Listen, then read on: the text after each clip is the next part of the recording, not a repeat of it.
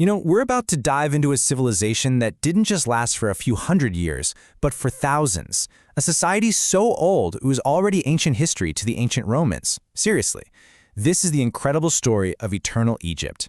I mean, that just perfectly sets the scene, doesn't it? It paints this picture of a world that feels almost mythical, both incredibly old and way ahead of its time, all of it built around one single life-giving river. So how in the world did a civilization last for that long? Well, it turns out their entire world was held up by two incredibly strong pillars, the river and the king. To the Egyptians, the Nile was, well, it was everything. Every year, like clockwork, it would flood its banks. But this wasn't a disaster, it was a gift. It left behind this rich, black, fertile soil. This wasn't just some geographic feature, It was the engine of their entire society, allowing them to grow so much food that their civilization could truly thrive. And thrive it did, for over 3,000 years. Just think about that number. Starting around 3100 BCE, Egypt became this unified powerhouse that would outlast almost any other in history. That kind of longevity is it's staggering. It's hard to even wrap your head around. Now, what was the glue that held this society together for so long? It all came down to this one powerful idea called Ma'at. It was this deep belief that the universe had a perfect natural order, a cosmic balance, and it was literally everyone's job to help maintain it. And who was at the very center of all of this? The pharaoh. He wasn't just some political leader or a king. No, he was seen as the direct link between humanity and the gods. His most important job, his entire purpose, was to uphold Ma'at, to personally shield Egypt from the forces of chaos and keep the whole universe in harmony. No pressure, right?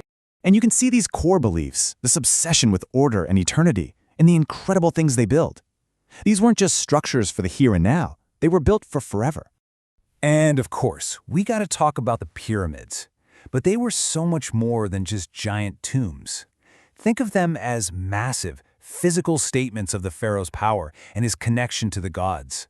They were basically designed to be stairways to the heavens. The engineering here is just mind-blowing. I mean, try to picture it. Millions of stone blocks, each one weighing several tons, all moved into place without any modern machinery. And this wasn't just about brute strength. It required an incredible mastery of math and astronomy, aligning these massive structures to the stars with almost perfect precision. So why? Why go to all this unbelievable trouble? Because for the ancient Egyptians, death wasn't the end of the story. Not even close. It was just a transition. A really dangerous journey the soul had to take before it could reach an eternal afterlife. And to survive that journey, the physical body had to be preserved. This is where mummification comes in, and it was this incredibly sophisticated mix of science and ritual. Every single step, from removing organs to drying the body and wrapping it in linen, was all designed to make sure that physical form would last for eternity, ready to be rejoined with the soul. But here's the thing. Egypt's empire wasn't just built on stone and faith. It was also an empire of the mind, a real powerhouse built on some incredible intellectual achievements. Their priests weren't just religious figures. They were the astronomers and doctors of their day. They mapped the stars so well, they created one of the world's first solar calendars. They performed complex surgeries and wrote down what they learned. And, as we've seen, their understanding of mathematics was the only reason those architectural wonders were even possible. And the key that unlocked all of this? Writing. Hieroglyphs let them record absolutely everything, from laws and history to religious spells and even grocery lists. Their buildings weren't just buildings, they were libraries, literally preserving their stories in stone for thousands of years to come. But, as we know, no civilization, no matter how mighty, can last forever. So let's turn to the final chapters of ancient Egypt's long story, its slow decline and its absolutely incredible rediscovery.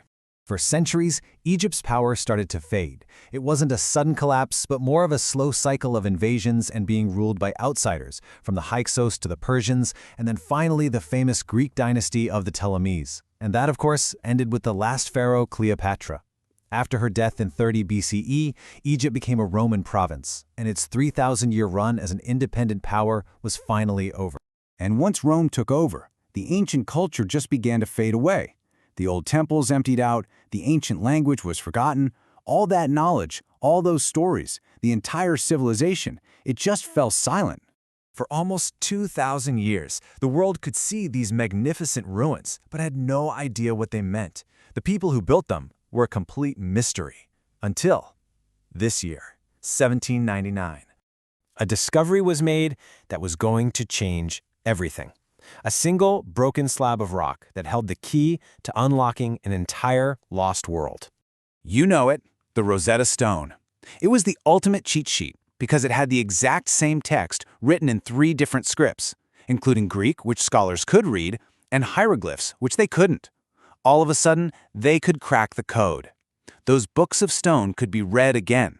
After centuries of silence, Egypt could finally speak. And that really gets to the heart of it, doesn't it?